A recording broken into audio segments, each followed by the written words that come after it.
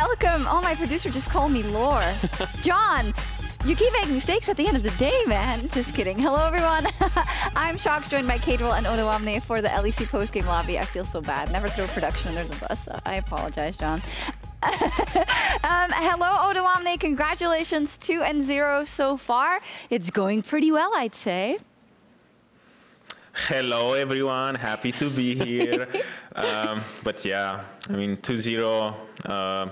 Things are looking great so far. So yeah, I mean, might as well make it 3-0 tomorrow or 2-1 just to kind of ruin everything and destroy the hype. But yeah, we'll see what happens tomorrow. For sure, that would be, you know, fantastic for narrative and whatnot. You know, then we don't know what to talk about. I love it. You know how we are. Odoamne, you said in the Match of the Week hype video, there was a quote of you that says that you were not too sure if there would be anyone to stop the in Fnatic with their new configuration. Is that what you think happened in this game? And why do you think you guys won so convincingly?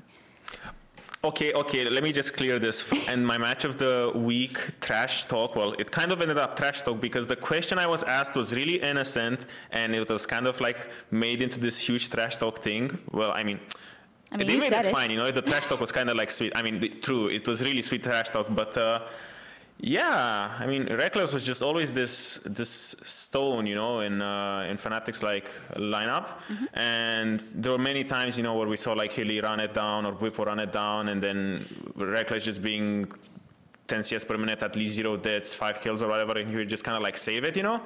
So now that that's gone, it's kind of like, yeah, there's no one to stop the end train from taking off, you know? Yeah, I don't think it came off as like hard flame or whatever. I think that's a solid assumption to make. But I don't want to focus it all on Fnatic because you are the team that is 2-0 and you are the team that won also today. So what was it about your composition or your play specifically that made you look so clean in those engages? I mean, to be honest, it was a big draft diffy, I would say. We have so much like power picks. Like everyone memes Renekton, you know, but the fact that we have Renekton, Pantheon, and TF together, there's just so much like proactivity in our picks that even if Renekton is a useless champion, it just sets up plays for like TF or like Pantheon if need be for like topside. It just adds a lot of threat. And I don't know, we just overloaded on proactive picks, and I know we had a lot of tools to just kind of like punish the Fnatic int when it like started, because there were many times where like Hilly-sang would run in or Bwipo would run in or like someone would overextend, and we just have so many tools to lock people down that it just made it really like easy for us, because I feel like we got a lot of picks that we shouldn't have gotten, and the result of the game is just kind of like predicted from the draft, I would say, as well. Diffy in the drafty. Yeah, I think that both their drafts today and yesterday were super, super strong. I think this one had way more tools, loads of globals to play with, and I'm curious to see what Odoamne thinks. Who is actually making the calls in the team? Because it feels like, especially yesterday, your gameplay was so clinical. I felt like yesterday, even though it was so few kills, you got such a huge gold lead. So I'm curious, who's actually making the calls on like where you're moving around the map and how you're playing the game? That's mostly like inspired, because he's kind of like the central piece, like he's the one who's like moving everywhere, but at the same time we're still kind of like a bit on the chaotic side where everyone's kind of like still well, not freaking out, you know, but there's just like not clean, super calm and everything, you know, because we're a bit more bloody than bloodthirsty than the games show, and the games on stage so far look really like slow. People are like not inting as much. So for example, yesterday, even though we were winning super hard, we were a bit not used to playing so slow, you know? We're used to people kind of like giving us an opportunity where they end and we punish it, but Excel didn't really like do it, so we kind of had to improvise or like look to play more calm than usual, just because they weren't really giving us these opportunities. But right now it's a democracy when it comes to shot calling. Everyone's kind of like chiming in, and it's a bit more chaotic than it would be necessary. But I mean, we're still kind of like new team. Still everyone kind of like trying to fit in onto everyone's like, you know, personalities and roles in the team. So it kind of like will become more defined. Like everyone's role will be more defined in the coming weeks, I would say. Yeah, makes sense. I think, I mean, what a start to this new roster. We've heard rumors about how good you guys rumored to be, and a lot of people just rated the lineup as it was as extremely good. And those 2 games has definitely proved it so far. But, you know, a season is very, very long. And of course, you don't win it within your first 2 games. The Kia player of the game was Larson with 70% of the vote. No, it's not you. I mean, we did put you in the vote again yesterday as well. Yeah, I know. Actually, yeah, thank you. I appreciate that. That's saving it a lot. But yesterday I was so clean with my cannon. I did a lot. My kill participation was a bit low, but I was definitely big impact. But memes aside, I think Larson today was really out of control. Yeah. I mean, it wasn't even Larson. If you guys saw his like jersey, because when he got up, it was actually TN, our superstar Twitter guy. Social media it guy. was like super sub. Yeah, super sub TN kicked in today, and his TF was really insane. It was of course Larson. There's no shenanigans going on over there. Tell me about your entry into this team and then playing with these people, because, you know, new faces for you. Yeah, of course you played against them, but now you get to play with Inspired and Larson and Hansama and Trimby as a new addition. How is the synergy so far, and what do you think about their level? Well, their level from the get-go is super high, because I think, I mean, coming into the team, Inspired, Hans and Larson were insane talents in my book, because I always thought that they were really top 3 in their role and just really talented. So it was a bit difficult for me, I would say, because I kind of come into a team that has like different habits than what I'm previously used with, like Schalke and Splice before that. So I kind of had to, for like the first couple of weeks, try to just fit in and be kind of like just kind of like autofill, or just like everyone's like water boy or dog or whatever, to just kind of have to do, just like not demand a lot, you know, just kind of try to fit in and see what the system is, what their like tendencies are, and how they prefer to play. Because I feel like that was kind of like the best thing I could do, because I didn't really want to come in and create like, you know, chaos, or like try to take over with my habits from Schalke, to say so. And yeah, I feel like with a bit more time, I kind of finding my footing on what I need to do to kind of like fit in the best, or like enable everyone else, because I felt like what they needed the most from top laner was just like consistency and stability. So that's kind of like what I was trying to do without demanding a lot of resources, both like in draft and game. But as time goes by and I kind of like start understanding how this like machine kind of like fits in together, then I will kind of be more enabled as well, I guess. For sure. Yeah, definitely. And I think a curious question that I have for you especially is, the team cohesion inside the game looks pretty much flawless to me. And I think that if you look at the top teams across the world, like G2, team cohesion is one thing, but cohesion outside of the game is another thing. Some kind of brotherhood, vibes. So how is the cohesion outside of the game with Rogue? Is it very professional? Are people reserved? Or is there a lot of memes flying around in scrims? How is it actually gelling together? It's surprisingly really well, because I feel like in the past environments I've been in, with like all the way back to like H2K, I was kind of like afraid of the end, you know, because I felt like if you have bad games, or you end a game on stage or something, you kind of like take the flame, to say so, where you're kind of just like, I know you feel guilty just because you had a bad performance and you left everyone down.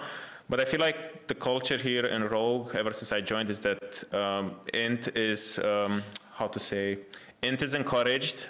There is no shame in inting. Everyone has his bad games, and I feel really like I feel a lot more relaxed, I would say, where I don't really feel like I'm personally letting everyone down, you know, if I have a bad performance. So that kind of like takes the weight off my shoulders, and it's kind of like the same for everyone. Everyone just is able to have bad games, but at the same time, it's just like we're still like hanging out a lot outside of the game, and it's like super good mood, you know. It's not really so focused on like professionalism, but obviously it's still there. But I think in and out of the game, we're doing like great.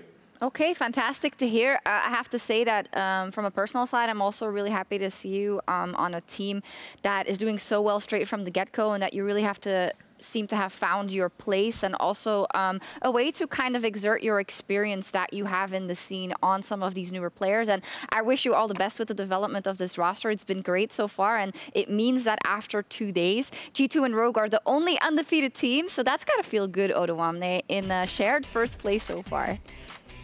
Yeah, I mean, it's not something that I've been used to for a while.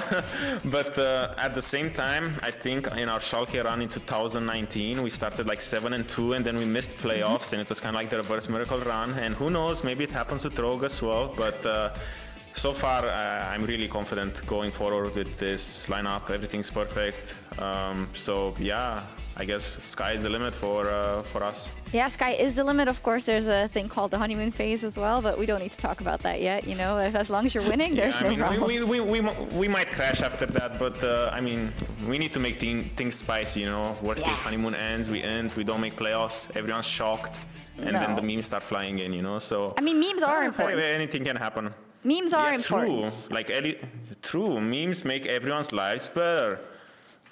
Okay, yeah, I guess that's super true. That's super true. Love memes. But there are kind of a final thing I want to say about kind of the league and the standings and pertaining to Rogue specifically is that there is no end to the praise that I've heard kind of on social media and of analysts and of people I've talked to about Rogue so far and about kind of the performance that you've shown on stage, the caliber of the players, also the caliber of Trimby, even though he's been able to shine today, maybe not as much yesterday, but that's really going to show itself on the stage as well. It's pretty insane. Odo, how are you making sure that you're not getting swept up by all the hype? I mean, to be honest, I feel like there's too much praise, because if people knew like what kind of end is happening in our scrims and all of this stuff, they would kind of chill down a bit. But I'm glad. I mean, I'm happy to say that I think that our games on stage are like a lot better than the stuff we try in scrims. So I'm happy that everyone's like able to step up like that and kind of just like clean up a lot of the gameplay aspects that we kind of like work on in scrims, that we kind of like test limits and all of this stuff.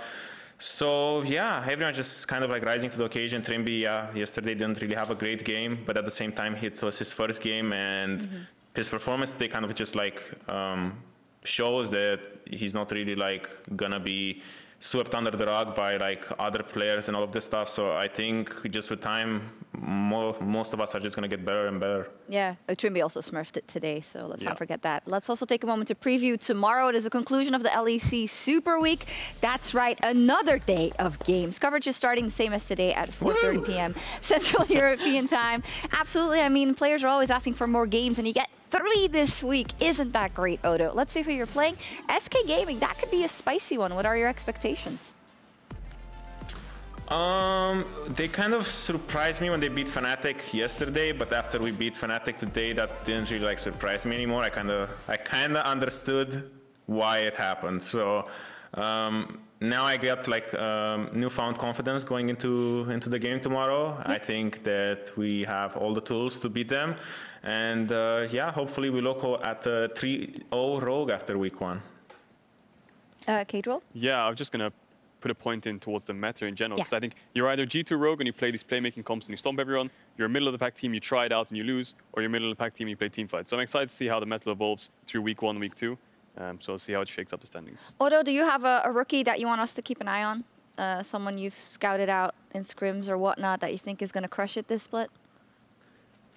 Yeah, I think there's a support on Rogue that has a lot of potential, and he's gonna pop off in the coming days and weeks. So you guys should keep an eye out on him. Okay, let's do that then. All right, Odo, you know the drill. We'd love to take a selfie with you, sporting that new haircut as well. Yeah, let's get it. Let's do it.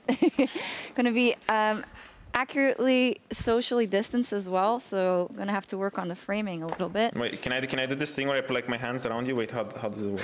Like on our shoulders? That's just... Yeah, but I don't think it's gonna work. It's a bit hard. No, try this. It's not bad. Can you see the? Okay. You're frowning. Can you give us a smile?